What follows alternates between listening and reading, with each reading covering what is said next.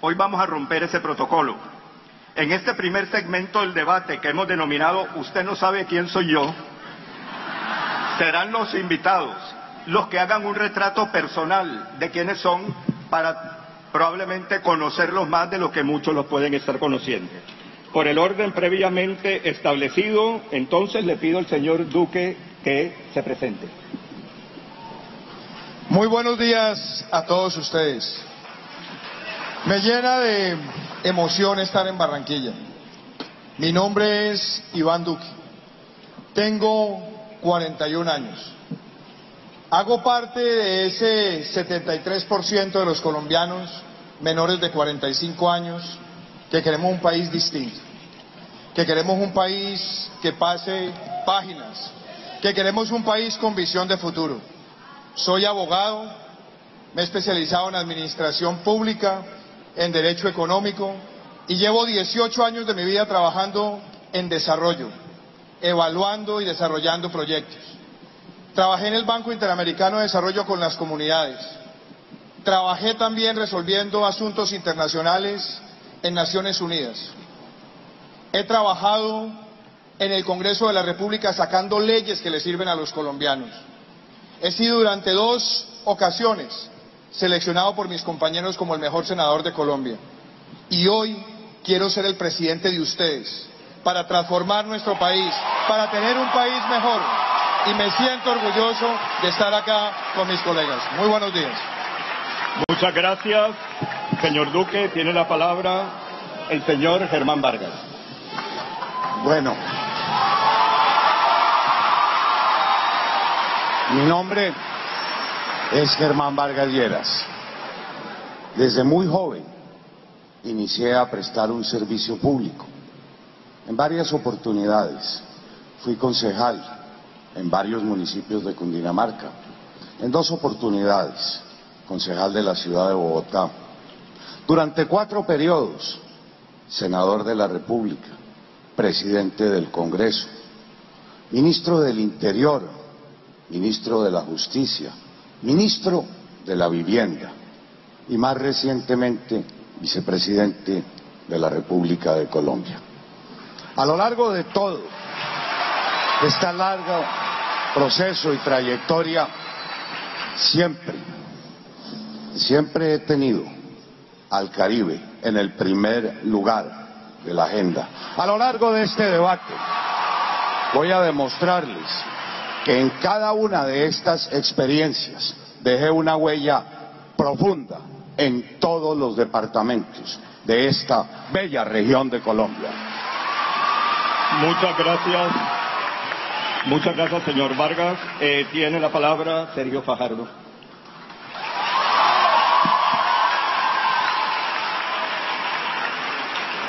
Muy buenos días. A ustedes muchas gracias por invitarnos. Un gusto estar con Iván, con Germán, Gustavo, Humberto, compartir con ustedes en una universidad, en esta universidad que es líder en Colombia desde el Caribe.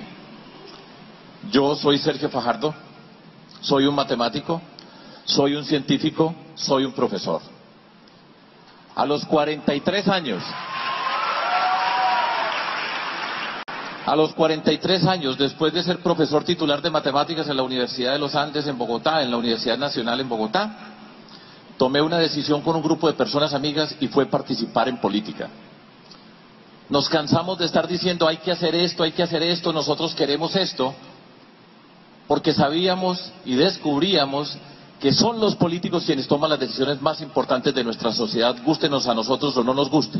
A nosotros no nos gustaba esa política, pero nos atrevimos a participar en política. Y nos enfrentamos a las maquinarias más poderosas. Y demostramos que se puede hacer política diferente.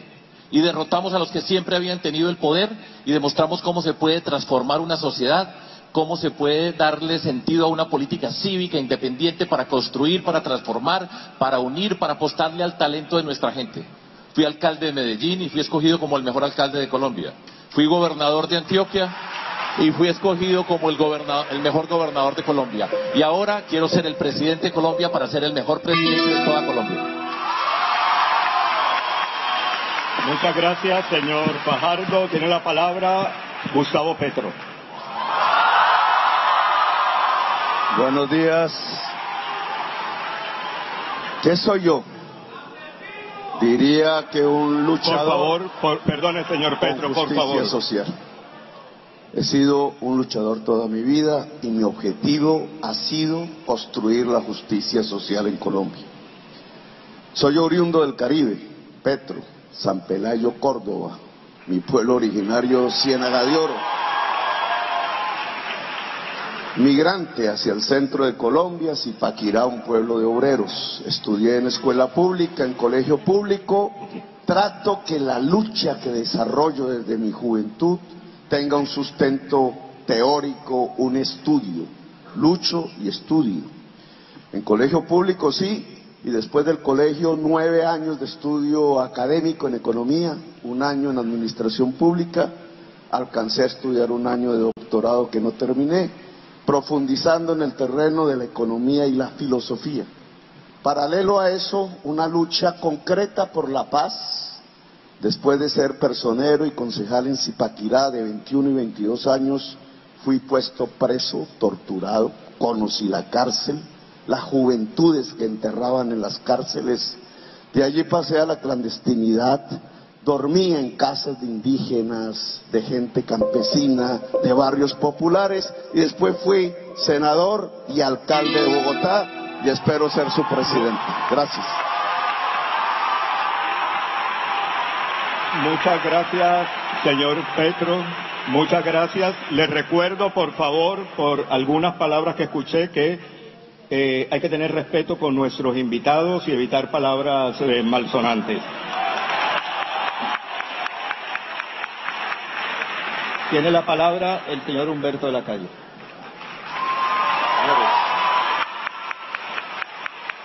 Bueno, quiero primero decir que me vine desde anoche para no ir a quedar mal. A Medellín no pude ir por problemas de vuelos y dije, bueno, a Barranquilla no le puedo quedar mal ni puedo faltar.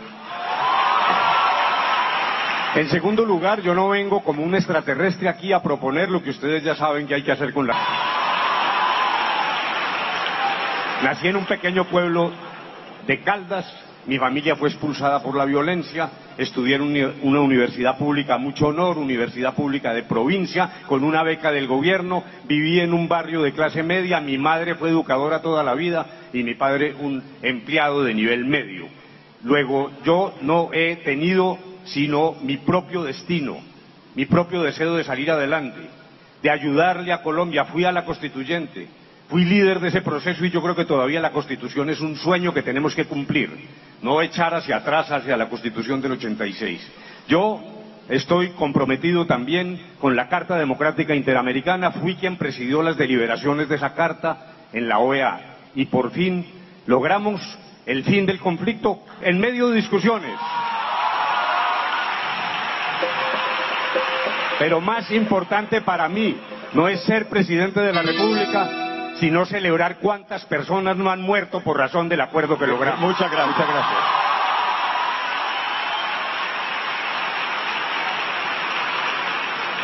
Muy bien, muchas gracias, candidatos. Ahora sí, pasemos a las preguntas. Silvia. Pasemos a las preguntas, Marco. Vamos a comenzar con un bloque económico.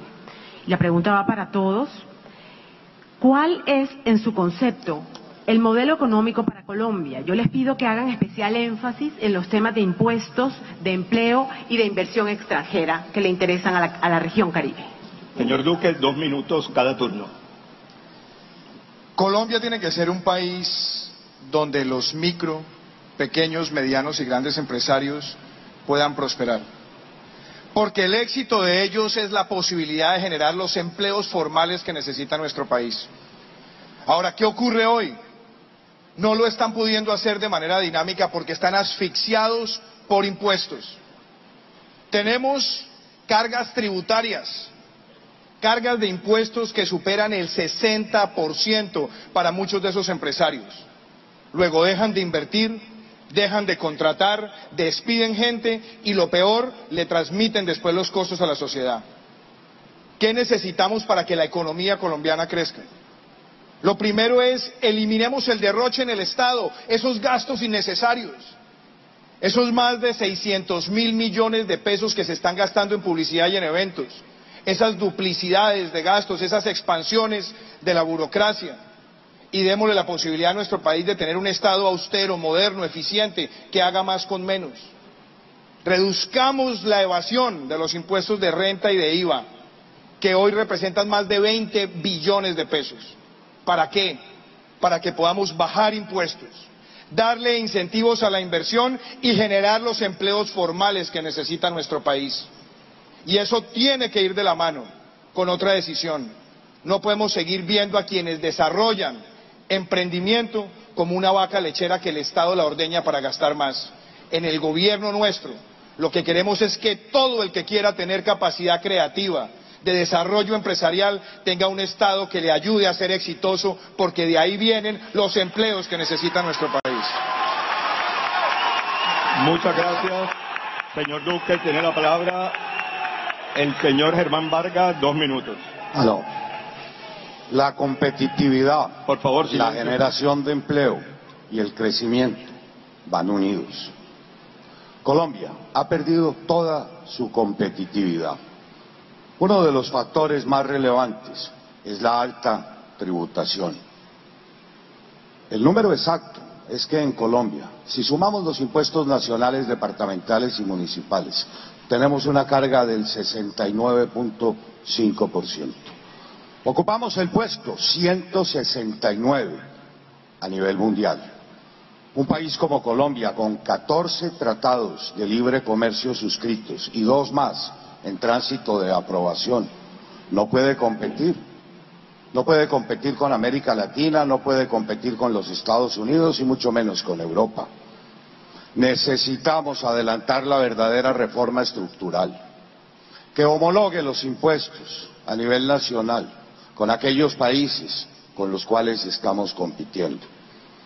Nuestra propuesta tiene metas claras: impuesto de renta de no más del 30%. Para el mundo de las empresas, hacer descontable el ICA, el IVA. Un plan muy ambicioso para impactar a la industria, pudiendo depreciar la adquisición de activos fijos en 1 o 2 años. Eliminar los impuestos al patrimonio, que son hoy una excepción a nivel internacional. No solo el impuesto a la riqueza, que ya fue eliminado, sino también la renta presuntiva. Dentro de los factores de la competitividad, la tributación, la logística, la buena calidad y la pertinencia de la educación son factores claves. La región Caribe aporta no más de un 15% al Producto Interno Bruto. Es la región en donde estos factores más van a incidir en la competitividad. Tiene la palabra el señor Fajardo. El impuesto más grande que tenemos nosotros en Colombia es la corrupción. Lo que nos han robado, lo que se están robando muchos de esos que han llegado al poder y que han hecho del poder su presupuesto particular, y se han robado las oportunidades de nuestra gente en el Caribe y en todo el territorio colombiano.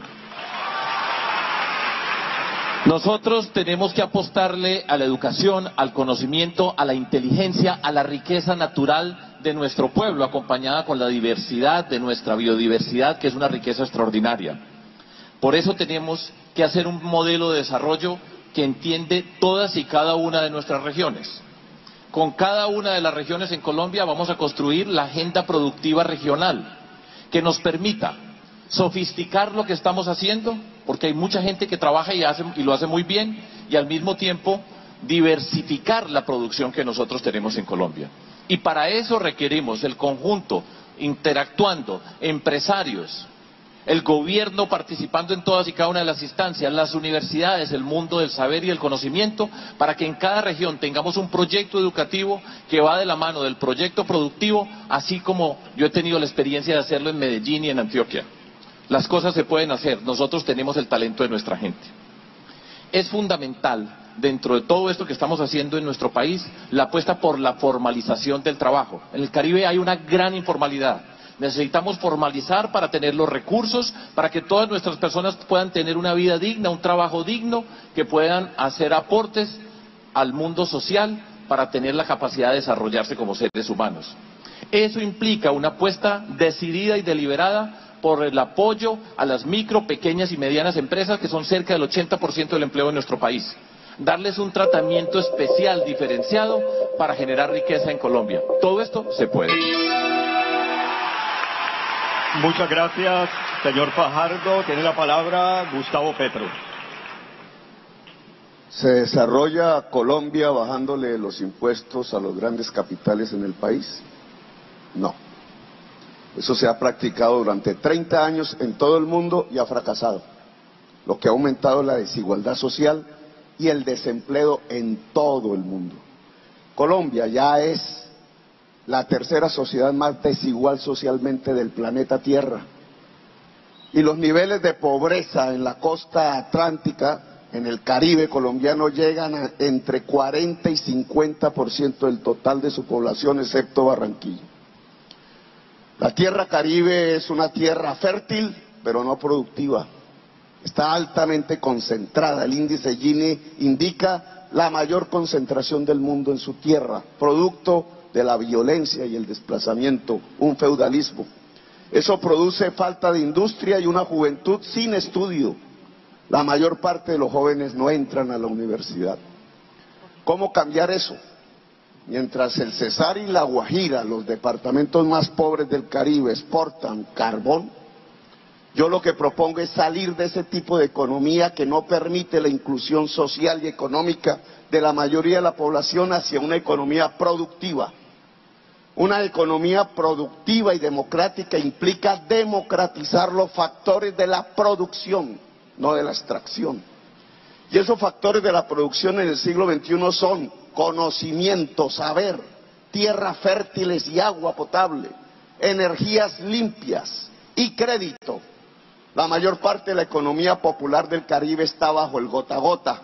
Propongo una banca pública para democratizar el crédito, un sistema de educación superior gratuito y público para democratizar el saber y una distribución democrática de la tierra fértil del Caribe para hacer del Caribe el granero agroindustrial de Colombia y del Caribe americano. Muchas gracias, señor Petro. Señor Humberto de la Calle. El fin del conflicto no es la paz, pero sí es la oportunidad de la paz. Y eso depende de definir el papel del Estado.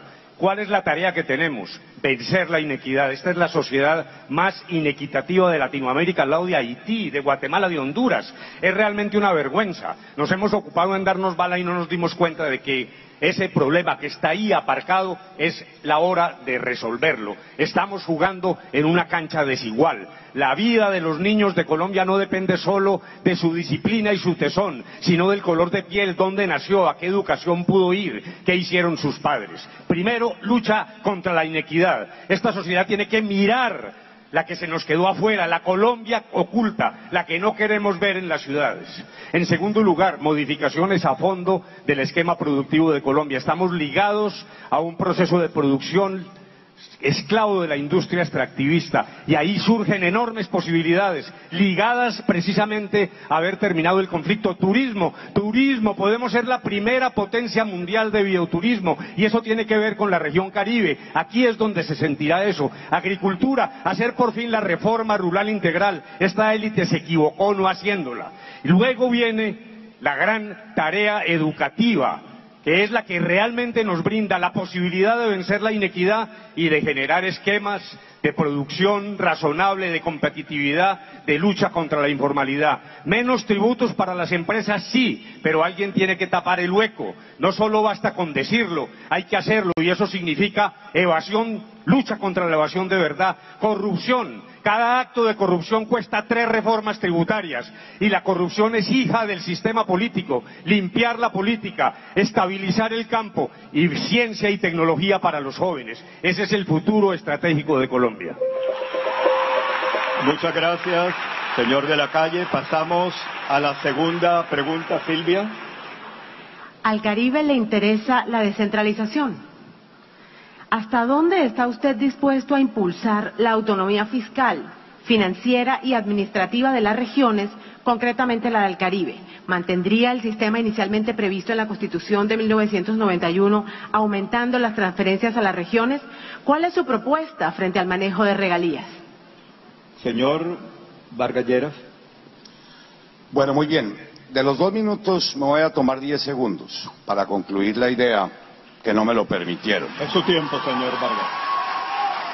Me focalicé en los temas tributarios porque ni a Colombia, y mucho menos a la región Caribe, si no generamos condiciones, estímulos que permitan atraer la inversión extranjera y la nacional, poco avanzaremos.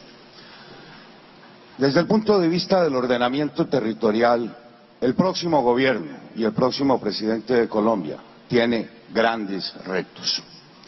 Después de 20 años, despedida la Constitución del 90, como ministro del Interior, impulsé la Ley de Ordenamiento Territorial. Llevamos 6 años sin ponerla en marcha. Es necesario también reformar el Código de Régimen Departamental, que fue expedido muchos años antes de la Constitución del 90. El fortalecimiento de las áreas metropolitanas. Tenemos 18 ciudades conurbanadas. Urge en Barranquilla crear el área metropolitana con competencias adecuadas para incorporar políticas públicas que impacten a Soledad, a Puerto Colombia, a Galapa. Necesitamos adelantar pronto una reforma al ordenamiento municipal. Presenté al Congreso de la República el Estatuto Fiscal de Entidades Territoriales. Llevamos muchos años pretendiendo ese objetivo, que reforme el régimen actual en materia fiscal para departamentos y para municipios. Es necesario también sacar el estatuto de las ciudades capitales. Permítame redondear, dimos un primer gran paso permitiendo que Barranquilla, Cartagena y Santa Marta tuvieran un distrito especial. Hay que respetar los tiempos. Señor Fajardo.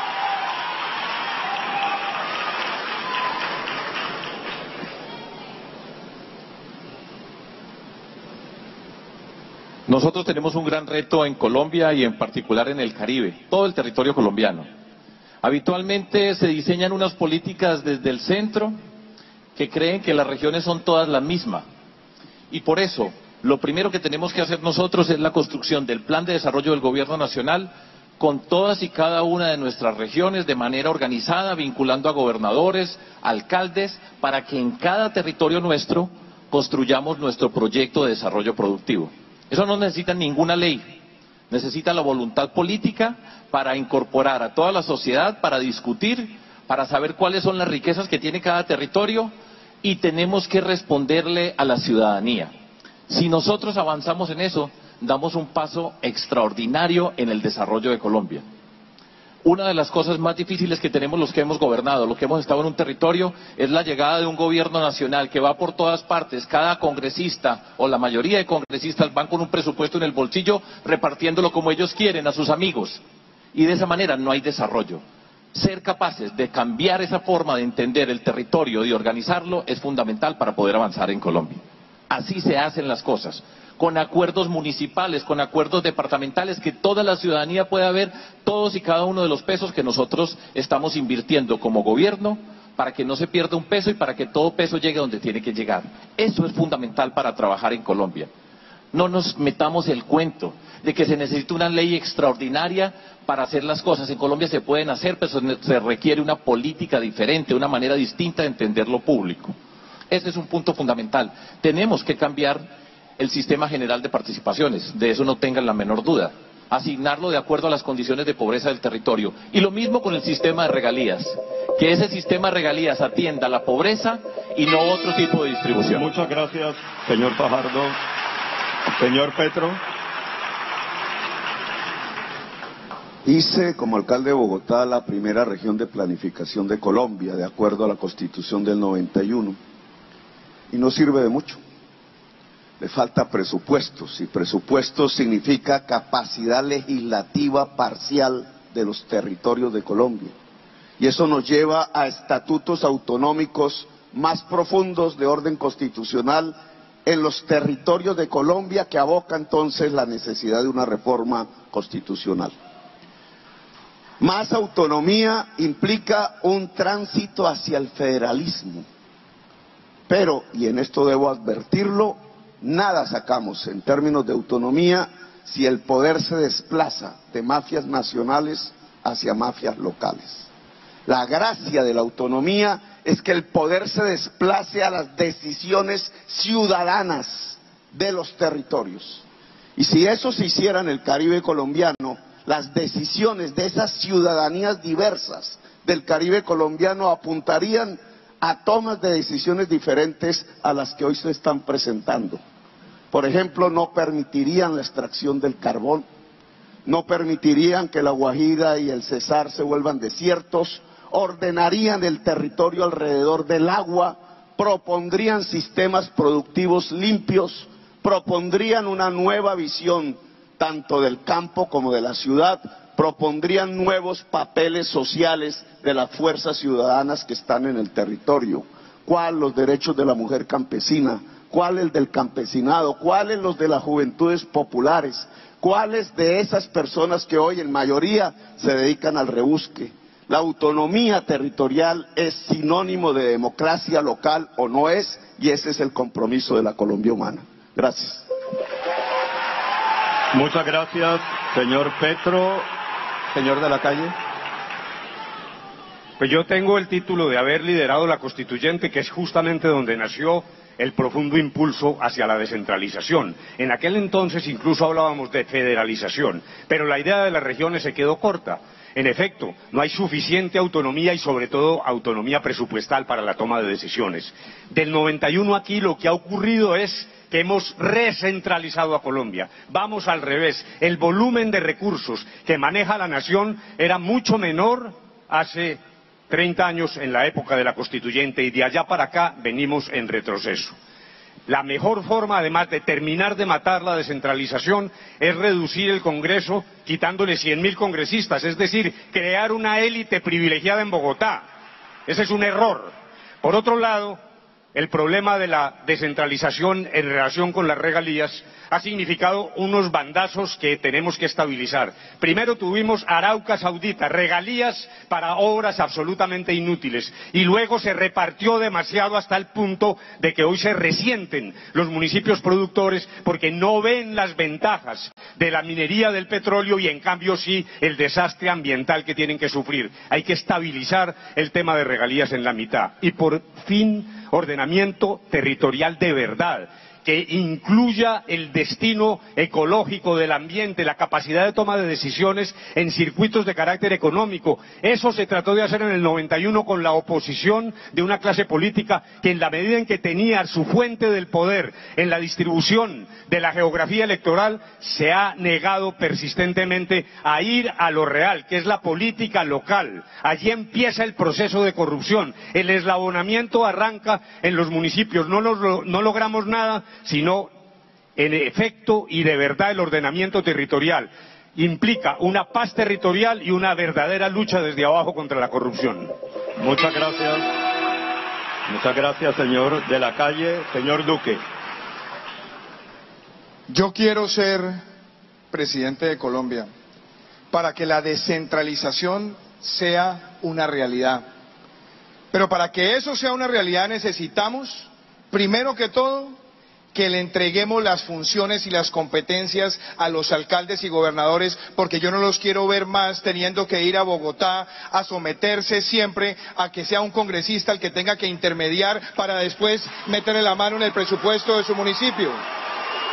Segundo, si queremos descentralización necesitamos un verdadero servicio civil en lo local. Porque lo que no puede seguir ocurriendo es que el servicio civil en lo local termine siendo los feudos de las clientelas políticas que siempre se han saqueado el erario público. Tercero, si queremos la descentralización, la lucha contra la corrupción tiene que ser frontal. Y eso implica que nosotros empoderemos a la ciudadanía para denunciar. Eso implica que tengamos la extinción de dominio express para quitarle a los corruptos hasta el último peso de su patrimonio. Eso implica también que los corruptos no tengan casa por cárcel ni reducción de penas y que se acabe la mermelada en el presupuesto. Y les quiero decir, ratifico mi compromiso con la RAP del Caribe. Quiero ser el presidente que apoye ese gran proyecto regional. Y quiero hacer una referencia acá.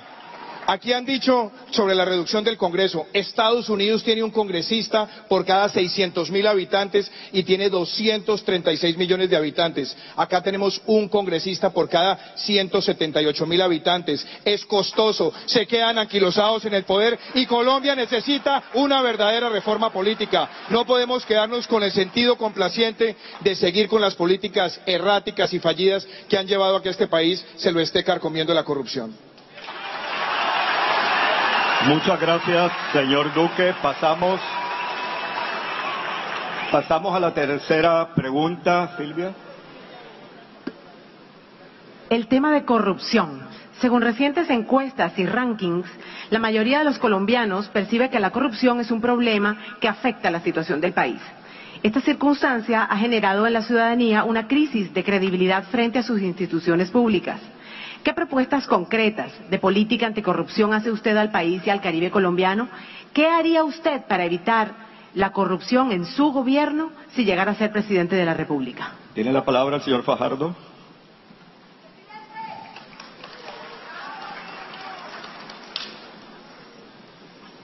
Colombia está profundamente indignada. La corrupción está en todas partes y ya descubrimos que es el sistema. Ya hemos visto cómo el fiscal anticorrupción fue capturado por corrupto. Ya vimos cómo 3 expresidentes de la Corte Suprema de Justicia están vinculados con el cartel de la toga. Todo esto fruto del clientelismo, de la manera como se ha conducido la política para llegar a todos los rincones y robarse a nuestro país. No se dejen engañar. La corrupción entra al poder en las elecciones. Es en las elecciones donde se determina la lucha frontal contra la corrupción. Los que pagan para llegar, llegan a robar. El primer punto para luchar contra la corrupción es votar, elegir personas honestas. Y por eso nosotros no hemos pagado ni pagaremos en la vida un peso por un voto, ni negociaremos con nadie para que nos pongan los votos. Y de esa manera podemos gobernar con transparencia. Eso significa que cuando llegamos al poder, nosotros no le vamos a dar a nadie, a ningún congresista, un puesto, un contrato, porque ahí es donde se pierde la plata y ahí es donde está la corrupción y ya sabemos muy bien, ustedes lo saben muy bien dónde está. Miren las fotos de las campañas, miren quiénes están con quién y ustedes saben quién se va a robar la plata en nuestro país. Yo fui alcalde y fui gobernador. Ocupé la administración que yo dirigí, en los 2 casos, el primer puesto en el índice de gobierno abierto, el que hace la Procuraduría, que nos revisa primeros en Colombia. Transparencia Internacional, primer puesto, el gobierno que yo lideré. El manejo de las regalías, primer puesto, el gobierno que yo lideré. Se puede hacer y es cambiando la política. Muchas gracias. Muchas gracias. Tiene la palabra el señor Petro. Bueno, yo no solo hablo contra la corrupción, he luchado contra ella para desbaratarla a riesgo de mi vida. Como congresista denuncié los cupos indicativos a congresistas, como congresista denuncié las relaciones con nombre propio entre el paramilitarismo y la clase política tradicional, como congresista denuncié los falsos positivos, que es el hecho más bárbaro que un gobierno contemporáneo haya cometido en Colombia, miles de jóvenes asesinados. Como congresista denuncié las interferencias a los teléfonos que hacía el DAS, los nuevos fake news inventados en el gobierno del presidente Uribe. A riesgo de mi vida he luchado contra la corrupción, por eso hay falsedad cuando se habla de la corrupción y se pertenece a partidos que son verdaderas asociaciones para delinquir. Se habla hipócritamente de la corrupción cuando al mismo tiempo se acepta el apoyo de congresistas que han comprado votos en los territorios del Caribe o de Colombia.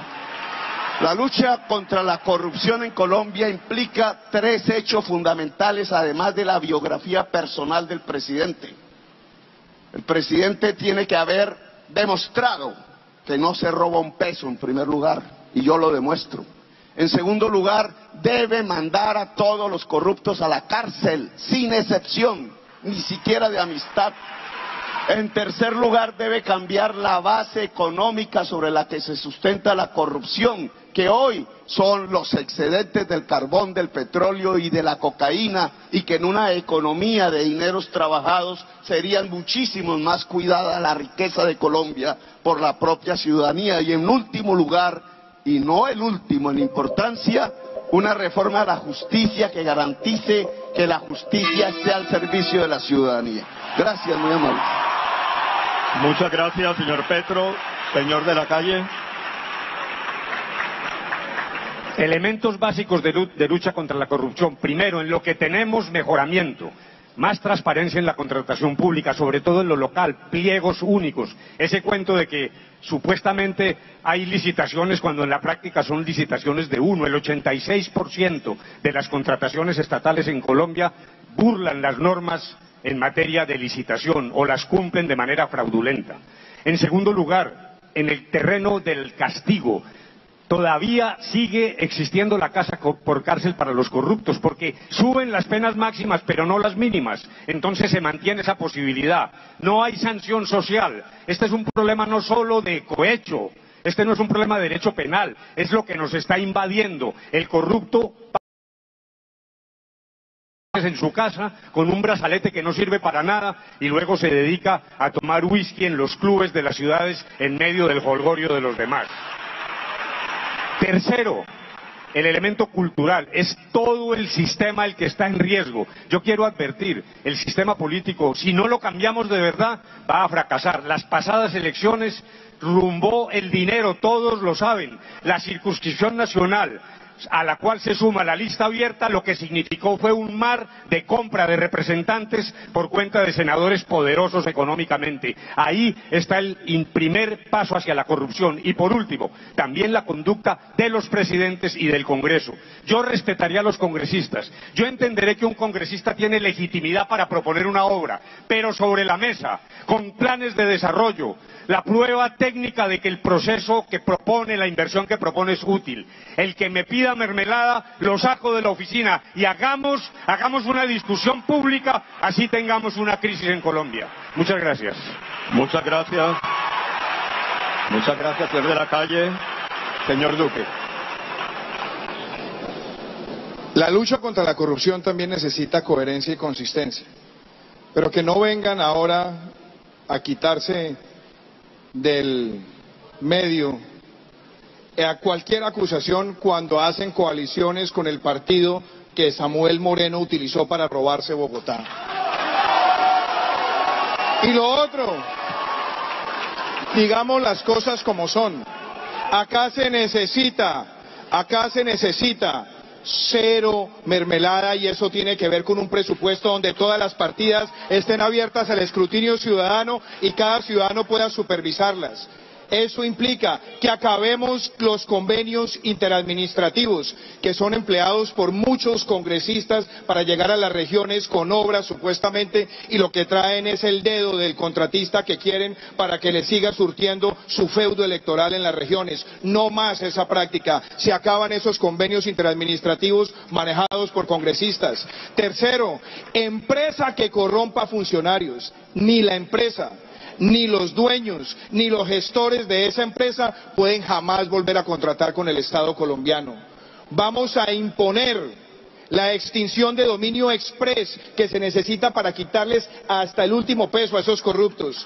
Y que los corruptos descarados que creen que se someten a unas prebendas judiciales salen después a disfrutar su fortuna. No, señor. Hasta el último día en cárceles con barrotes, sin reducción de penas y sin casa por cárcel.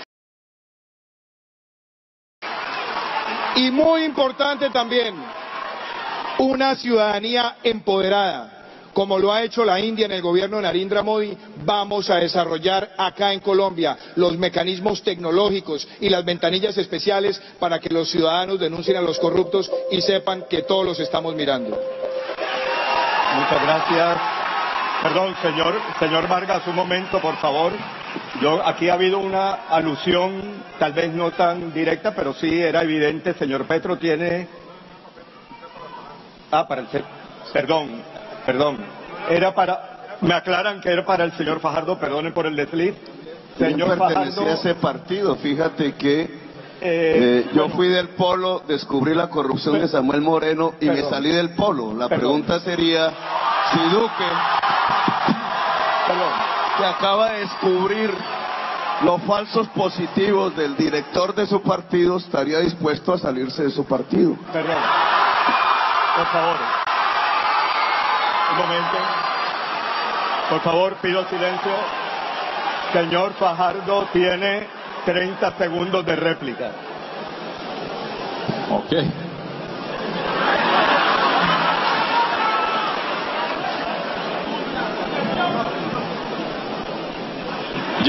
Perdón, ya está corriendo el tiempo, eso me ha arrancado.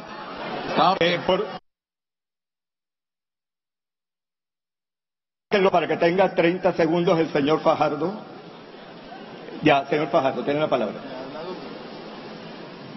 Yo hago parte de la Coalición Colombia con la Alianza Verde que lidera Claudia López, adalid de la lucha contra la corrupción en nuestro país, y con el Polo Democrático que encabeza Jorge Robledo, el mejor senador de Colombia, que ha enfrentado la corrupción de Odebrecht en el Congreso de la República, que ha mostrado qué es lo que ha ocurrido allá. Por favor, dejemos Ellos hablar al candidato. asumieron, el Polo Democrático asumió la responsabilidad con Samuel Moreno, y para terminar, solo basta que miren las cárceles. Gracias. ¿Quiénes están allá? Gracias, señor Fajardo. Tiene un nuevo turno, una réplica, el señor Duque, 30 segundos. A mí lo que me parece importante es la coherencia, porque el doctor Petro se refiere siempre con castigo para los... Por favor, detengan el reloj, por favor. Por favor, les pido en aras de la equidad, por favor, dejen expresarse libremente a los candidatos y atiendan porque hay que aprender, por favor. Señor Duque, adelante. A mí me gustaría que lo mismo que Petro pide para la corrupción paramilitar lo pidiera para los corruptos de las FARC que quieren esa impunidad en nuestro país. Y a mí lo que me parece también, y lo digo respetuosamente, Sergio, es que el Polo sí que tiene un largo legado de corrupción en Bogotá, y me parece que usted también debería despercudirse de eso si quiere ser coherente. Bueno, para cerrar, por favor, para cerrar, y como ha habido dos últimas alusiones, perdón, es que hemos acordado... Otra réplica, Marco. Necesitamos que nos ayuden a llevar a cabo el debate. Señor Vargas, en silencio, escuchemos. Es que hemos acordado previamente que la última persona que puede cerrar un turno de réplicas y contrarréplicas es la persona aludida, y tienen todavía los señores, espérenos 30 segundos. No hay ningún inconveniente. Para que si quieren hacer uso de la palabra, si quieren hacer uso de la palabra el señor Petro o el señor Fajardo, para cerrar. Sí, fíjate, Iván, que yo denuncié y fue el único caso, Por favor. el único político del Congreso de Colombia que se había aliado con la FARC y había matado gente incluso en esa alianza. Pertenecía a su partido, era del Caquetá.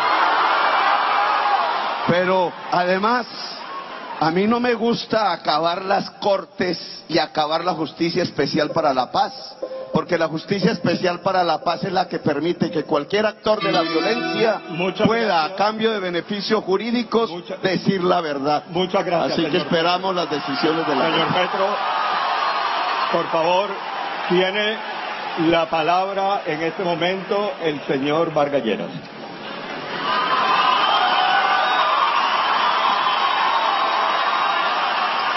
A ver, Marco, por favor. Para mí la corrupción no es un eslogan político. Yo desde muy joven me formé al lado de Luis Carlos Galán.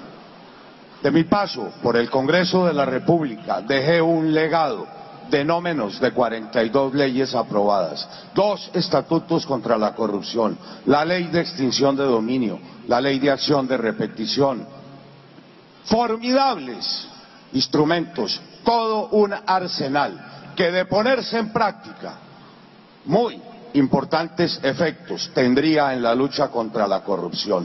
Pero más allá de ese legado, demostré en el gobierno nacional que era posible ejecutar el más ambicioso plan en materia de vivienda, de agua y de infraestructura. 60 billones de pesos. Buena parte de esas obras tuvieron y se materializaron en el Caribe colombiano, sin la intervención de cero mermelada en la contratación. Por eso las obras se ven. Por eso se ven en Barranquilla, en Magdalena, en Bolívar, las más grandes transformaciones que haya tenido la región del Caribe. Es el resultado de una clara contratación y de una clara ejecución de esas inversiones. Es fácil hablar de la corrupción, lo difícil es evitarla.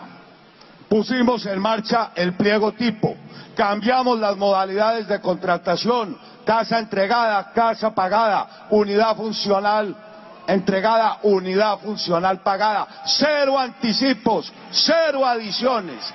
Es fácil hablar de la corrupción.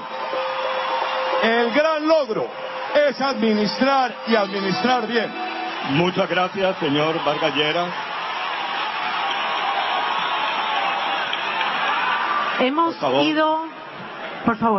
Hemos ido a la calle, hemos preguntado a la gente qué quiere la gente preguntarle a los candidatos y aquí tenemos una pregunta.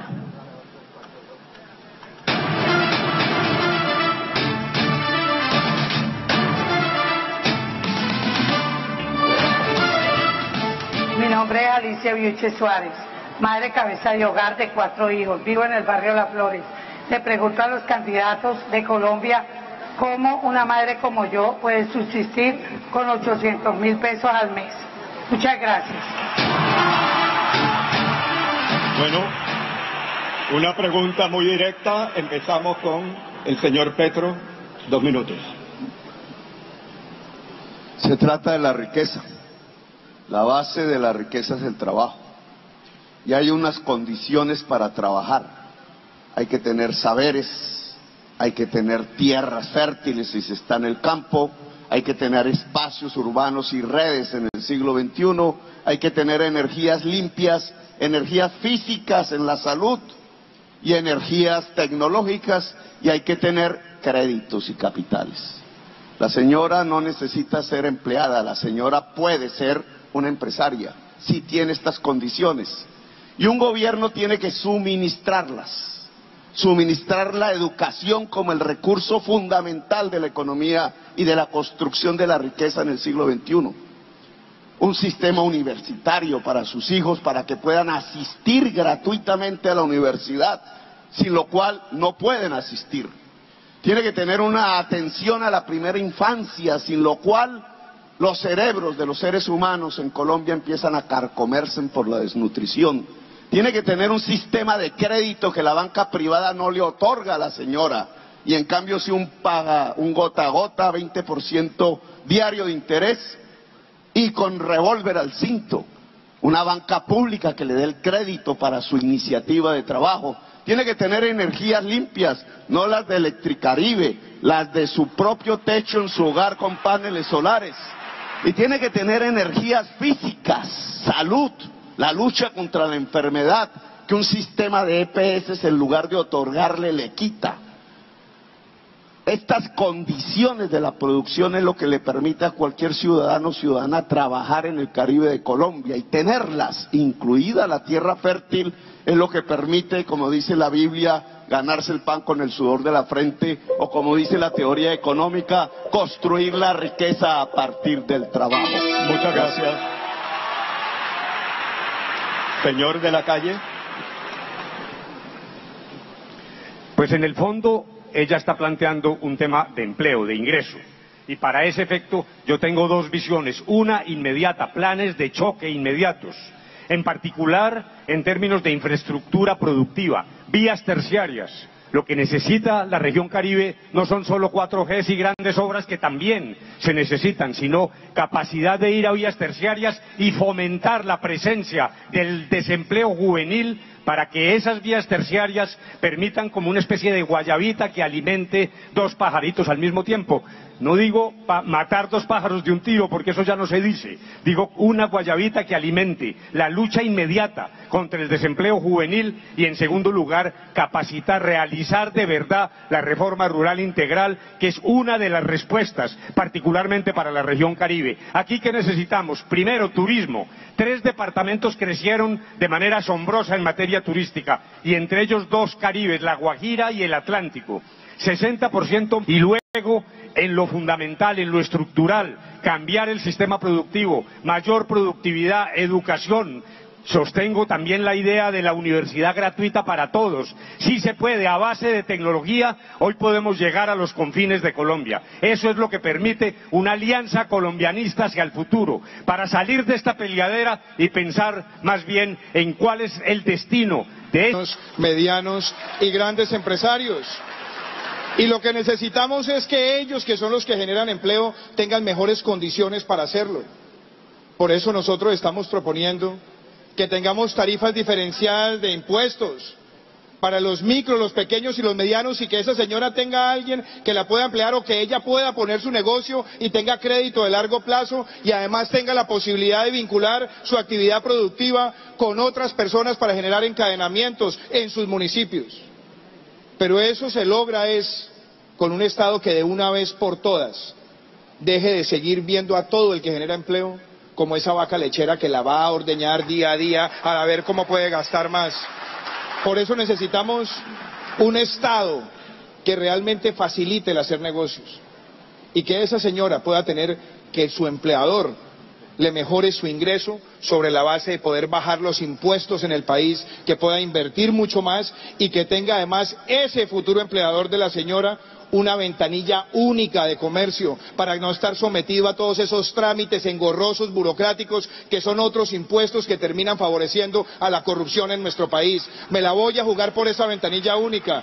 Y para mujeres como ella que quieran emprender, cabeza de familia, un negocio, vamos a tener una facilidad a través del Banco Agrario, que les pueda prestar a un plazo razonable para que empiecen sus actividades productivas, acompañadas con el microseguro, para que si tiene algún revés no quede reportada en las centrales de crédito. Son medidas concretas para los trabajadores colombianos, que no se solucionan, como prometen algunos, con más Estado. Lo que se necesita es un país que permita generar empleo, generar empresas y generar oportunidades. Muchas gracias, señor Duque.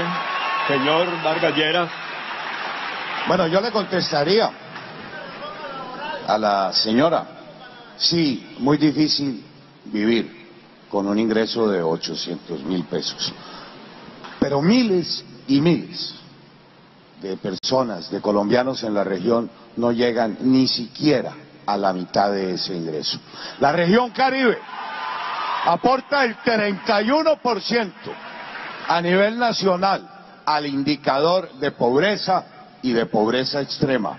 El empleo informal en la región Caribe representa el 84% del empleo.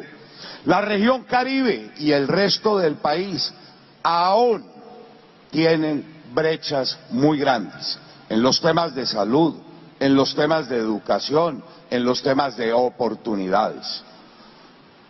Difícil vivir con 800.000 pesos. Pero eso me da lugar a plantear un debate que espero tenga lugar en este encuentro.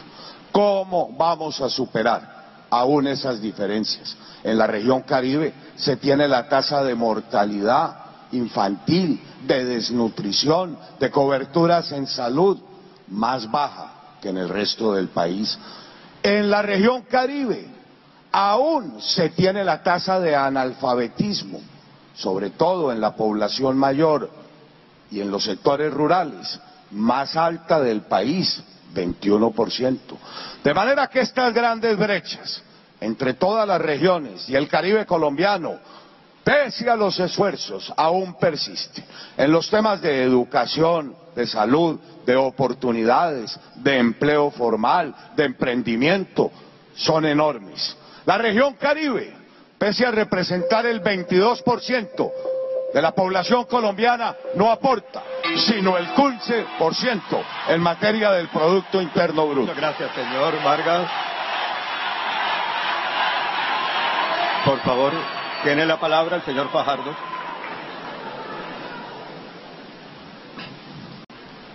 La señora habló por millones de personas en Colombia, por millones de mujeres en Colombia que no tienen oportunidades. Ella vive en un barrio de Barranquilla, Las Flores, y nos mostró un problema tangible que tenemos nosotros. Lo primero que tenemos que hacer es garantizarle que sus hijos e hijas tienen una educación de calidad que le va a permitir que ese esfuerzo que ella hace todos los días, sus hijos e hijas, teniendo la educación que se merecen, la van a liberar de la pobreza, como es el reto en todas partes de Colombia. Todos los hijos e hijas de Colombia estudiando y van a superar y transformar sus familias y sus comunidades. Tenemos que garantizarle a ella que tiene una salud de mejor calidad, que no le significa ningún costo para ese salario mínimo. Tenemos, y esto lo hice yo como alcalde de Medellín y se puede hacer en todo Colombia, no tiene nada que ver con Medellín, es una forma de hacer la política. Avanzar en el que nosotros denominamos e hicimos el emprendimiento social. Los centros de emprendimiento social en los barrios más pobres, todas las personas, incluyendo a esta mujer, pueden aprender. Y creábamos entonces un programa educativo para estas personas que no han tenido las oportunidades, que seguro estaban rezagadas en la educación, para formarlas de acuerdo a sus habilidades y lo que han hecho en la vida. Inmediatamente formamos la red de microcrédito, toda una cantidad de instituciones que tienen créditos baratos y pequeños créditos, las articulamos para que llegaran a esos centros de emprendimiento social. De manera que ella desarrollaba sus capacidades, lo que había hecho lo va formalizando, recibe un crédito y le entregamos el capital semilla para que sea parte de la sociedad. Esa no tiene que ser la historia de ella ni de nadie en Colombia.